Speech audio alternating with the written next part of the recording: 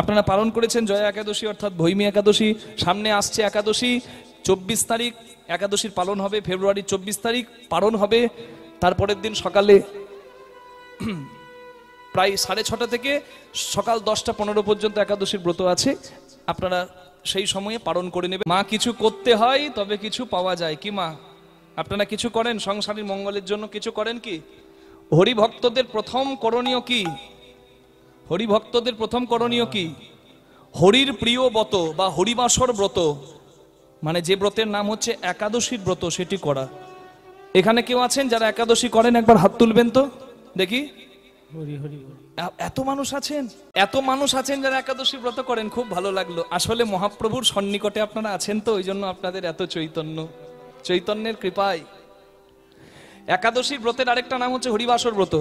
এটাও যেখানে বসে আছেন এখানেও হরিবাসর, মানে হরি স্মরণের স্থান।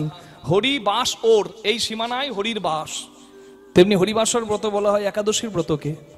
অনেকে বলে পারণ যদি ঠিক সময়ে না হয় একাদশীর, বাবা তাহলে তো অপরাধ হয়ে যাবে না। না, অপরাধ হবে না।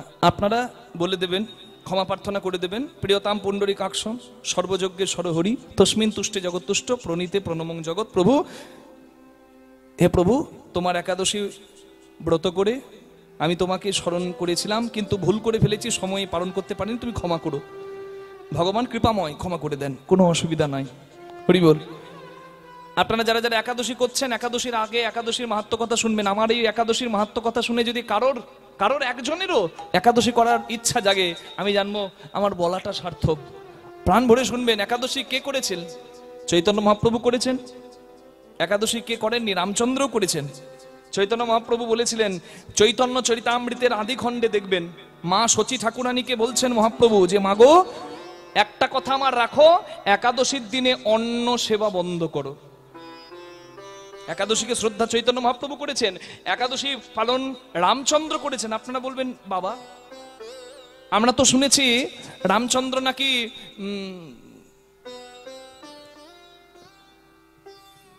তিনি আমিষভোজীও ছিলেন, এরকম অনেকে কথাও প্রসঙ্গ বলে বেড়ান। রামচন্দ্র বনবাসে ছিলেন, তখন বনের পশু শিকার করে রন্ধন হয়েছিল। রামচন্দ্র সেই রন্ধনের মানে সেই আহার আদি গ্রহণ করেছিল, কোথাও বলা নাই। রন্ধন হয়েছিল কোনো এক জায়গায়, সেই কথা প্রসঙ্গ বলা আছে। এই জন্য অনেকে রামচন্দ্রকেও আমিষ ভোজি বানিয়ে দেয়। সনাতন হিন্দু ধর্মের মানুষের এত অধঃপতন, ধর্মকে বড় করে লোকের কাছে তুলে ধরা উচিত। আর কিছু মানুষ আছে ধর্মটাকে নষ্ট করার জন্য উঠে পড়ে লেগে পড়েছে। কৃষ্ণ অসুর, রামচন্দ্র আমিষ ভোজি, এই সমস্ত কথাবার্তা। গীতাতে ভগবান বলেছেন, হ্যাঁ, যে আমি সব কিছুর মধ্যে, মানে আমি সব প্রাণীর মধ্যে উদরের অগ্নিরূপে বসবাস করি। চব্য চস্য লেজ্জ পেয়ের মাধ্যমে আমি ভক্তের দ্বারা সেই প্রসাদ গ্রহণ করে থাকি। অনেকে ব্যাখ্যা করে, তাহলে তো প্রাণী মানে একটা বাঘের পেটেও আগুন রূপে ভগবান থাকে, তাহলে বাঘ তো আর গাছপালা খায় না, সে তো মাংস খায়, তাহলে ভগবান নিজেও মাংস খাচ্ছে, এই সমস্ত কথাবার্তা। আসলে ভগবানকে আপনি একটা সাধারণ মানুষের জায়গায় যদি রাখেন, ভগবত তত্ত্ব আপনি জানেনই না। ভগবানের ভক্ষ অভক্ষ নিয়ে আপনি যদি প্রসঙ্গে ঝগড়া করেন, তাহলে এটা আপনার দুর্ভাগ্য। ভগবান হচ্ছে পরম ব্রহ্ম, তার আহার করার দরকার আছে। এই সৃষ্টি কার? তার। সে আহার কি করবে? যার অন্তর থেকে সৃষ্টি, সেই এখানের মানে আমি ভেতরের জিনিস আমি নিজেই খাবো কি? এটা সম্ভব? এ তত্ত্ব যারা বোঝে না, রাম কি কৃষ্ণ কি, এ তত্ত্ব যারা উদ্ঘাটন করতে পারে না, যে কেন গোলক থেকে ভগবান যে নিত্য লীলার ধাম, সেখান থেকে এসে লীলা করলেন, সেই লীলা মাহাত্ম্য অনেকে বোঝে না, তাই আলতু ফালতু কথা বলে বেড়াই। তাই কীর্তনের আসরে আমি প্রত্যেক জায়গায় যাই, আর যারা হিন্দু ধর্মে কলঙ্ক ছড়াতে প্রস্তুত, আমি তাদের প্রথম সামনে দাঁড়িয়ে একদম প্রত্যেকটা সভাতে বিরোধিতা করি। আমার যতদিন প্রাণ থাকবে আমি চেষ্টা করব যেন সব মানুষ সনাতনীরা জাগে, ধর্মপ্রাণ হয়, আর যারা সনাতন ধর্মের নিন্দা ছড়ায় তাদেরকে যেন একদম প্রকাশ্য সভাতে আমি উত্তর দিতে পারি, সেই ক্ষমতাটুকু যেন ঠাকুর আমায় দেন। আপনারা আশীর্বাদ করবেন। ওই জন্য নানা শাস্ত্র অধ্যয়ন করছি, দিবানিশি অধ্যয়ন করছি, যাতে সঠিক তথ্য মানুষের কাছে একটু হলেও উদ্ঘাটন করতে পারি। আর যারা সনাতন ধর্মের, এত পবিত্র ধর্ম, আদি শাশ্বত সনাতন ধর্মে যারা কলঙ্ক দিতে চায়, তাদেরকে যেন একদম সঠিক জবাব আমি দিতে পারি, সেই আশীর্বাদটুকু আপনারা করবেন। আপনারা তো হরিভক্ত, কৃষ্ণ ভক্ত। শুনুন, রামচন্দ্র যেদিন বনবাসী হলেন, রামচন্দ্রের অর্ধাঙ্গিনী মা সীতাকে সাধুর রূপ ধরে এসে রাবণ হরণ করে নিয়ে গেল। বাধা দিতে গিয়েছিল জটায়ু, জটায়ুকে কেটে জটায়ুর শেষ করে দিল রাবণ। মৃত্যু মুখে জটায়ু রামচন্দ্রকে জানালেন যে প্রভু, লঙ্কা অধিপতি রাবণ আপনার সীতাকে নিয়ে গেছে। প্রভু কত কৃপাময় দেখুন, যে প্রভুর একটু উপকার করে ভগবান তার কত করুণাময়, কিভাবে তাকে ভগবান সেবা করে। জটায়ুর শেষ কাজ রামচন্দ্র নিজে হাতে করলেন। হরি বল। এরপর রামচন্দ্র হনুমানকে পাঠালেন, হনুমান গেলেন সমুদ্র পার করে, সেখানে রামচন্দ্রের অঙ্গুলি সীতামাকে দেখালেন এবং সীতামায়ের বার্তা অশোক কানন থেকে রামচন্দ্রের কাছে এনে দিলেন। এখন রামচন্দ্র লক্ষণকে বলছেন, লক্ষণ আমি যে লঙ্কায় যাব, বাধা আমার এত বড় সমুদ্র, আমি কি করে পার হব? লক্ষণ বললেন, হে মর্যাদা পুরুষোত্তম, আপনি তো সবই পারেন, সবই জানেন, তবু ভক্তের মুখে শুনতে বড় ভালোবাসেন। সামনেই আছে বগধালভ্য মুনির আশ্রম। কি মুনি? বগধালভ্য মুনি, তার কাছে চলুন। রামচন্দ্র এলেন। রামচন্দ্র পরম পুরুষ, মর্যাদা পুরুষোত্তম, পুরাণে বর্ণিত সেই পরম পুরুষ এসেছে, এটা বুঝতে পেরে মুনি রামচন্দ্রকে প্রণাম করলেন আর বললেন, প্রভু আপনি কেন এসেছেন আপনি বলুন। বলে, আমি সমুদ্র পার করে যাব সৈন্য নিয়ে, আপনি আমায় পথ বলে দিন। বলে, আপনি তো সর্বজ্ঞ, তবু ভক্ত মুখে যখন শুনতে ভালোবাসেন আমি বলছি, আপনি একাদশীর ব্রত করুন। কি একাদশী? ফাল্গুন মাসের কৃষ্ণপক্ষের একাদশী। বিজয় পাবার জন্য রাম যে একাদশী করেছিল সেই একাদশীটি বিজয়া একাদশী নামে জগতে প্রসিদ্ধ। কিভাবে হয়েছিল একাদশীটা? দশমীর দিনে একটা ঘটে। কি ঘট? সোনা রূপা অথবা তামা, আপনারাও করতে পারেন। দশমীর দিনে, সামনের 24শে ফেব্রুয়ারির আগের দিন মানে 23 তারিখ, ঘটে সোনা রূপা বা পিতলের ঘট। সেই ঘটে বা আপনি যদি জোগাড় করতে পারেন ধাতুর ঘট, না পারলে মাটির ঘট, সেখানে জল দিয়ে আম্রপল্লব দিয়ে, সেখানে তারপরের দিন একাদশীর দিনে আপনি সুপারি এবং পান ডাব, সেই ডাব দিয়ে ওই মানে পরিপূর্ণ করা ঘরটিকে, আর তারপরে সেটাকে ওই গন্ধ পুষ্প ধূপ দীপ আদি দিয়ে ওই ঘট পূজা করা।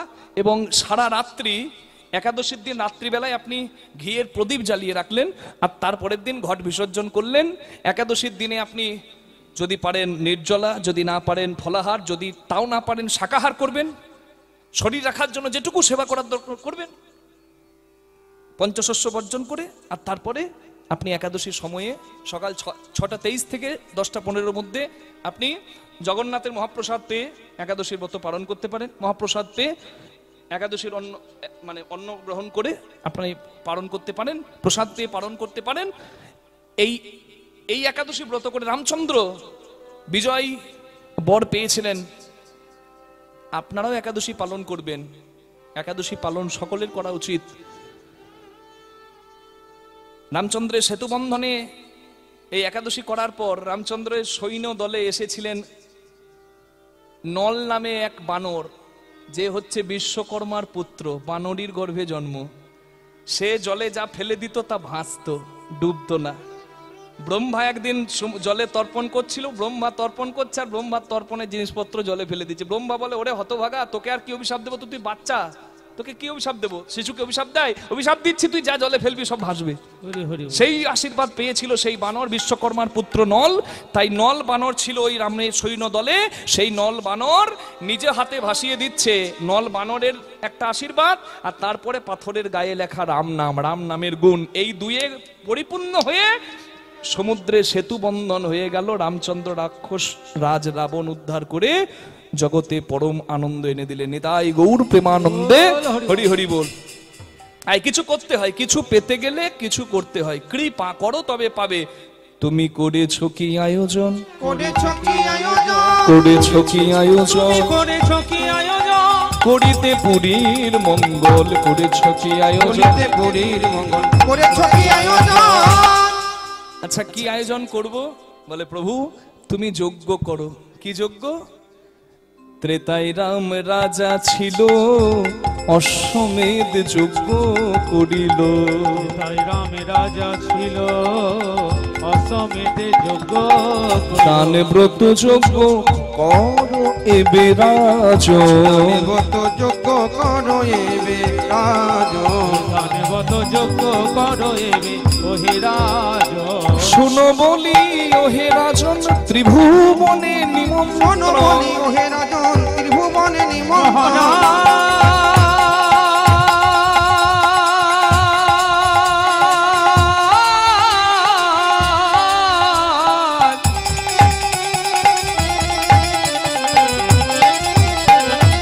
ওহে মহারাজ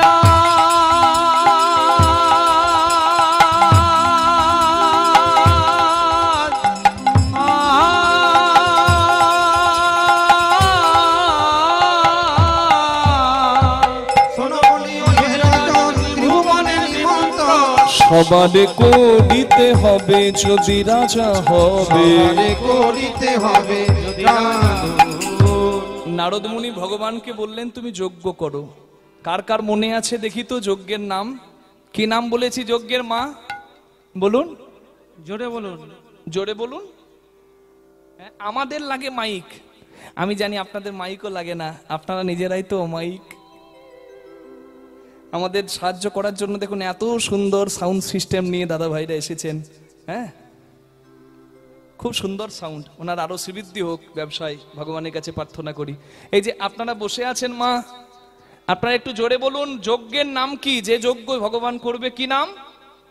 প্রভাস যজ্ঞ। কিন্তু যজ্ঞের নাম প্রভাস যজ্ঞ নয়, যজ্ঞের নাম হচ্ছে কি বললাম? ত্রেতায় রাম রাজা ছিল, অশ্বমেধ যজ্ঞ করিল, তুমি দান ব্রত যজ্ঞ করো এবে। তাহলে যজ্ঞের নাম দান ব্রত যজ্ঞ। কিন্তু ওই দান ব্রত যজ্ঞটা প্রভাস তীর্থে হয়েছিল বলে ওই দান ব্রত যজ্ঞটাকে অনেকে প্রভাস যজ্ঞ নামে জানে। নিতাই গৌর হরি বল। তাহলে আসল নামটা কি? প্রভাস যজ্ঞ ভুল নয়, তবে একদম সঠিক বলতে গেলে দান ব্রত যজ্ঞ করো এবে রাজন। দানবত যজ্ঞ করো এবে ওহে রাজন। ভগবানের যজ্ঞের তিনটি শর্ত। কৃষ্ণপদে মতি হোক, মা আনন্দে থাকুন, সংসার সুখের হোক। ভগবানের যজ্ঞের তিনটি শর্ত। একটা হলো স্বর্গ মর্ত পাতালে না, পায়ে হাত দিয়ে প্রণাম নাই। স্বর্গ মর্ত পাতালে তিন জায়গায় যত ভক্ত আছে, শত্রু হোক বন্ধু হোক, সবার কাছে পত্র যাবে, যে যা চাইবে ভগবানের কাছে যজ্ঞে এসে ভগবানকে তাই দিতে হবে। এটি হচ্ছে 2 নম্বর শর্ত। আর 3 নম্বর শর্ত হলো ভগবানের যদি দিতে দিতে শেষ হয়ে যায় তাহলে ভগবান ভিক্ষার আঁচল পাতবে। হরি বল। যজ্ঞ সাঙ্গ হবে যবে, যে জনা যা দান চাইবে। আর যোগ্য সঙ্গ হবে যাবে, যে জনা যে ধন চাইবে। তুমি দান করিবে হাসি মুখে, তুমি দান করিবে হাসি মুখে। আর তুমি দান করিবে হাসি মুখে, তুমি দান করিবে হাসি মুখে। সর্বশেষ ধন দিয়া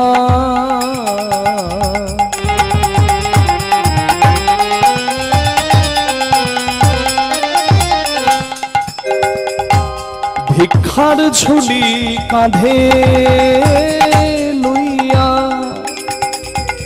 তুমি দাঁড়ে দাঁড়ে ভিক্ষা মাগি খাবে, দাঁড়ে দাঁড়ে ভিক্ষা মাগি খাবে। দাঁড়ে দাঁড়ে ভিক্ষা মাগি খাবে, দাঁড়ে দাঁড়ে ভিক্ষা মাগি খাবে। একবার যজ্ঞ করো ও যোগেশ্বর, করো যোগেশ্বর, ভক্ত বাঞ্ছা পূর্ণ করো। জয় যোগেশ্বর, ভক্ত বাঞ্ছা পূর্ণ করো। জয় যোগেশ্বর। তুমি দান করবে হাসি মুখে, তুমি দান করবে হাসি মুখে। ভগবান করবেন যজ্ঞ, সেই যজ্ঞের পত্র লিখলেন। নিমন্ত্রণ পত্র না দিলে তো কেউ কারোর বাড়িতে আসবে না। মায়েরা কীর্তন চলাকালীন আপনারা যদি এক এক করে আসতে শুরু করেন, হয়তো অনেকের ইচ্ছা করবে গিয়ে একটু আশীর্বাদ করি, উপহার দিই, কিন্তু আপনাদের একজনের আনন্দে অনেক মানুষ কষ্ট পাবে যারা এই ঠান্ডার মধ্যেও বসে কীর্তন শুনছে। কীর্তন শেষ হোক, আমি নিজে আঁচল পেতে দাঁড়াবো, মা আমার মূল্য দেবেন, আশীর্বাদ করবেন। আমরা তো সন্তান, যদি আশীর্বাদ মূল্য দিয়ে নাও করতে পারেন, মূল্য দরকার নেই, শুধু আশীর্বাদ করবেন যেন শেষ দিন পর্যন্ত হরিনাম গাইতে পারি। নিতাই গৌর প্রেমানন্দে হরি বল। যজ্ঞের জন্য ভগবান পত্র লিখলেন, নিমন্ত্রণের পত্র না পেলে কেউ কি কারোর যজ্ঞে আসে গো? কিন্তু বলুন তো, এমন একটা যজ্ঞ যেখানে যেখানে নিমন্ত্রণ না করলেও মানুষ আসতে পারে? কোন যজ্ঞ বলুন? এমন একটা বিয়ে বাড়ি বলুন, অন্নপ্রাশন বলুন, নিমন্ত্রণ না করলে কেউ আসবে আত্মীয়? কিন্তু এমন একটা জায়গা বলুন যেখানে উৎসবে সবাই আসতে পারে, সেই জায়গাটা হচ্ছে হরিবাসর। এ দরজা কিন্তু সবার জন্য খোলা, তুমি যে জাতির হও, যে ধর্মের হও, তুমি এসে হরিকথা শুনতে পারো, তাই না? এটাই হচ্ছে হরিনামের মাহাত্ম্য। কিছুদিন আগে দেখবেন রামচন্দ্রের মন্দির, রামলালার মন্দিরের, অযোধ্যার রাম মন্দিরের প্রধান পুরোহিত মারা গেলেন এ কদিন আগে। তাকে জলে ফেলে দেওয়া হলো। অনেকে নিন্দা করতে শুরু করলো, ছি ছি ছি, যে সারা জীবন রামচন্দ্রের পূজা করলো তাকে জলে ফেলে দিল, মৃত্যুর পর জলে ফেলে দিল। না, সনাতন হিন্দু ধর্মকে বোঝা তো সহজ নয়। সনাতন হিন্দু ধর্মে সৎকার দুভাবে হওয়া উচিত। একটা হচ্ছে আগুন, আগুনে পুড়িয়ে, যেটা সাধারণ মানুষের হয়। একটা হয় সমাধি, সমাধি আবার দুভাবে হয়।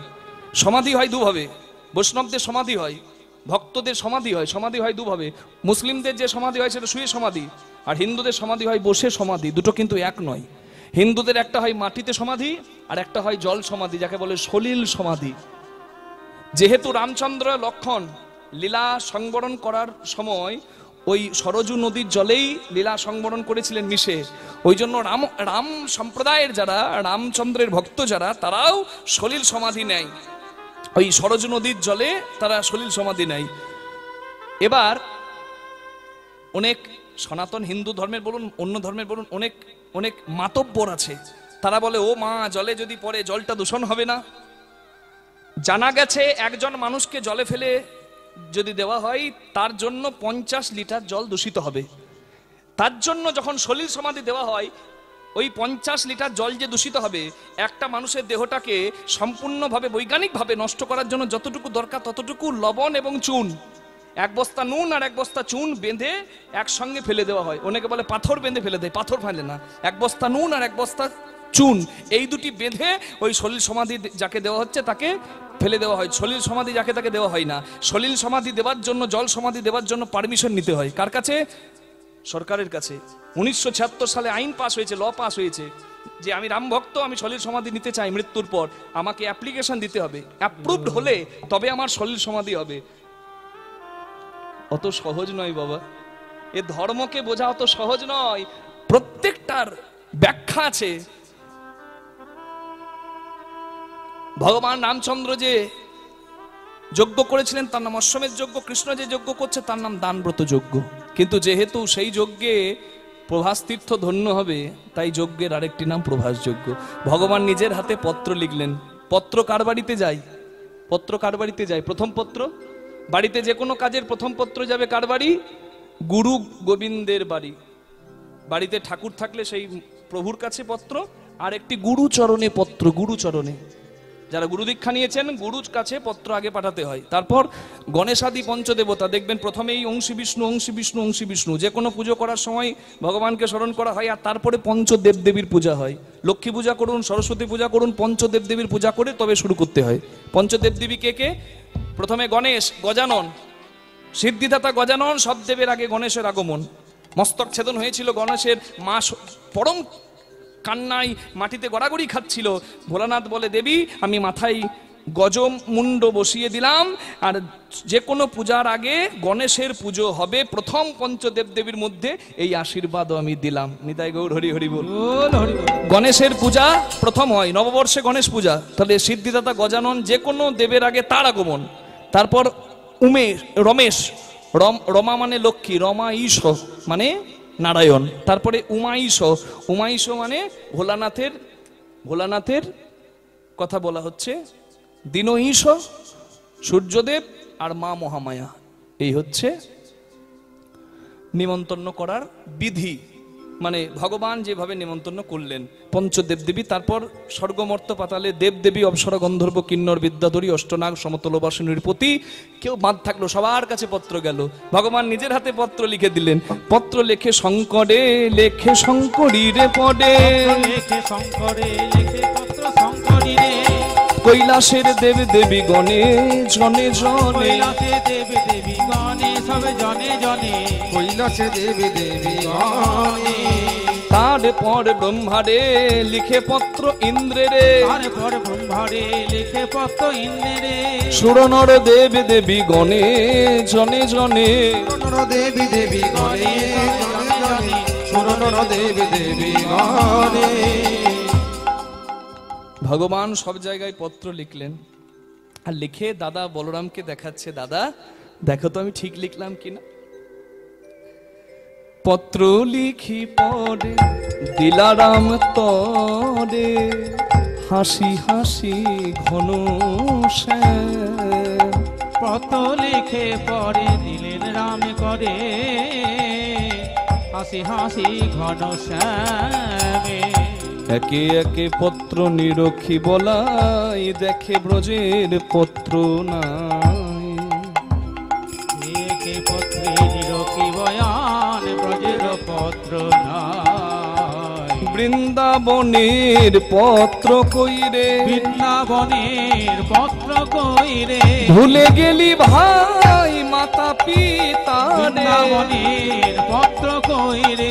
ভুলে গেলি ভাই মাতা পিতা রে, যার মা কাঁদে তার যোগ্য কি রে, ভাই মাতা পিতা নিতাই গৌর হরি বল কি রে। ভুলে গেলি ভাই মাতা পিতা রে, ওরে মা কানে তার যোগ্য কি রে। ভুলে গেলি ভাই মাতা পিতা রে। বৃন্দাবনের পত্র কইরে। কৃষ্ণ সব জায়গায় নিমন্ত্রণে চিঠি লিখেছে, কিন্তু বৃন্দাবনে নিমন্ত্রণে চিঠি লেখেনি। বলরাম দাদার রাগ হয়েছে, কৃষ্ণকে বলে, এই তুই যজ্ঞ কর, তোর যজ্ঞে আমি থাকবো না। কৃষ্ণ বলে, দাদা তুমি রাগ করো না, যারা আমার জন্য এতদিন কেঁদেছে, চোখের জলে বুকু ভাসিয়েছে, আমি যে তাদের কাছে কত ঋণী, কি ভাষায় ক্ষমা চাইবো সেই ভাষা খুঁজে পেলাম না দাদা। সেই ভাষা খুঁজে আমি পেলাম না ভাই। ভাষা খুঁজে পেলাম না দাদা, আমি কি ভাষা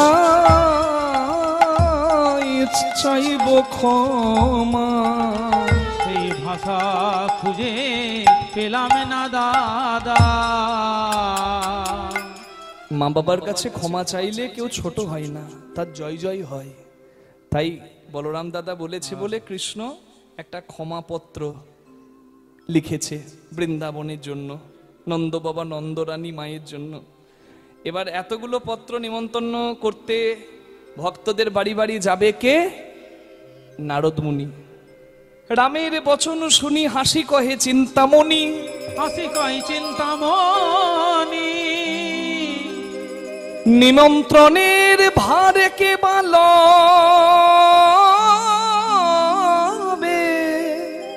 নিমন্ত্রণে ভার কে বালবে। তা শুনি মোহন কহে কিবা চিন্তা করো সবে, কিবা চিন্তা করো, কিবা চিন্তা করো সবে। দেবর শিরে ভার দেহ এবে, দেবর শিরে ভার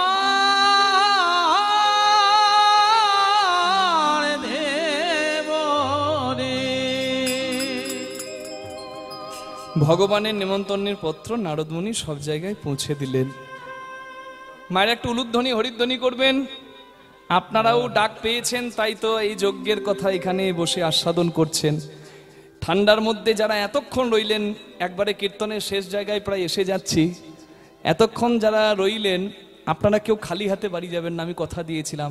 যে যেভাবে ভগবানকে ভালোবাসেন সে সেইভাবে ভগবানকে পাবেন।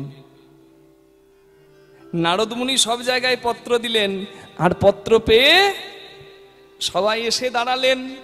নারদমুনি পত্র নিয়ে গেলেন, নিমন্ত্রণের পত্র নিয়ে দেবের সিধায়, নিমন্ত্রণের পত্র নিয়ে দেবী সিধায়, পত্র নিয়ে দেবী সিধায়, কৈলাসেতে বিয়ে পত্র ঘোলারে দেখায়, কৈলাসেতে গিয়ে পদ্ম ভোলারে দেখায়, কৈলাসেতে গিয়ে পদ্ম ভোলারে দেখায়, কৈলাসেতে গিয়ে পদ্ম ভোলারে দেখায়। কৈলাসেতে গিয়ে পদ্ম ভোলারে দেখায়। জয় হোক জয় হোক জয় হোক জয় হোক জয় হোক জয় হোক, জয় হোক জয় হোক, কৈলাসেতে গিয়ে পদ্ম ভোলারে দেখায়, কৈলাসেতে গিয়ে পদ্ম ভোলারে দেখায়, কৈলাসেতে গিয়ে পদ্ম ভোলারে দেখায়। কৈলাসেতে গিয়ে পদ্ম ভোলারে দেখায়।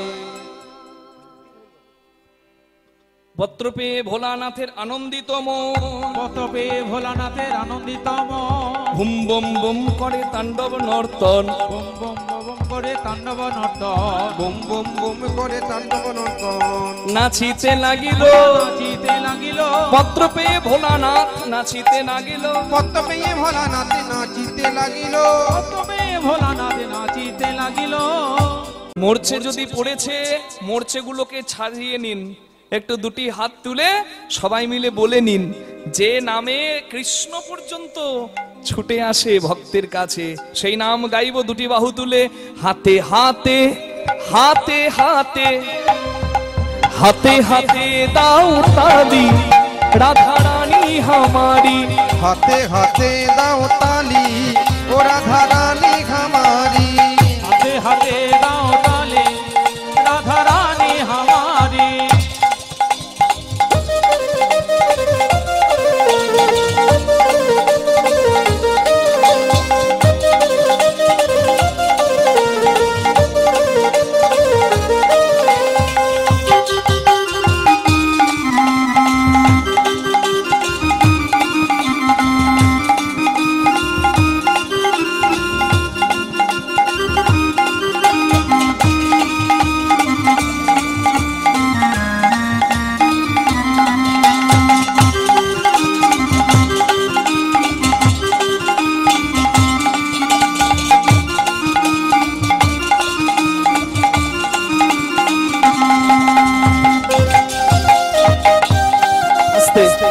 আমি যদি রাধারানীর ভাবে গোপী ভাবে নাচি, আপনারা করতালি দেবেন তো? একটু একটু চেষ্টা করি, বাজাও।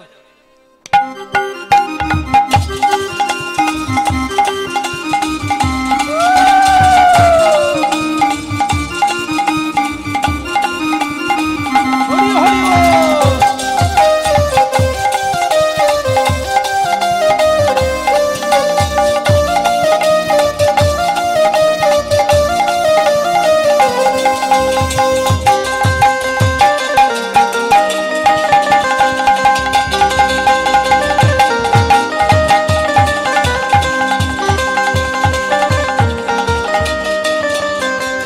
राधे राधे बोलो वृंदावन में चलो, राधे राधे बोलो वृंदावन में चलो, राधे राधे हो राधे राधे, राधे राधे बोलो वृंदावन में चलो, राधे राधे बोलो और वृंदावन चलो, मिलेगी मिलेगी मिलेगी मिलेगी मिलेगी बाके बिहारी, राधा रानी हमारी, हाथे हाथे दाओ ताली ओ राधा रानी हमारी, हाथे हाथे दाओ ताले राधा रानी हमारी, हाथे हाथे दाओ ताली ओ राधा रानी हमारी, राधे राधे बोल मोने राधे राधे बोल, राधे राधे बोल मोने राधे राधे बोल, ए राधे राधे बोल मोने राधे राधे बोल, राधे राधे बोल मोने राधे আস্তে राधे बोल। আপনারাও বলবেন মা, আমরা তো বলছি, দেখি একটু শুনি, দেখতে নাই বা পেলাম, আপনাদের জোরে গান জোরে। শুনি। রাধে রাধে বল মন রাধে রাধে বল, করতালি দিয়ে রাধে রাধে বল মন রাধে রাধে বল, বলো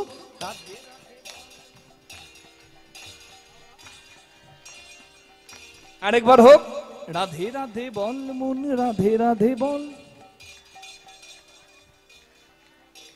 জয় রাধা রানী জয় ব্রজবালা, জয় রাধা রানী একটু মনিটরে জয় দিন। ব্রজবালা, জয় রাধা রানী জয় ব্রজবালা, জয় রাধা রানী জয় ব্রজবালা, গোবিন্দ বলো হরি গোপাল বলো, রাধা রমন হরি মুকুন্দ বলো, গোবিন্দ বলো হরি গোপাল বলো, রাধা রমন হরি মুকুন্দ বলো, গোবিন্দ বলো হরি গোপাল বলো, রাধা রমন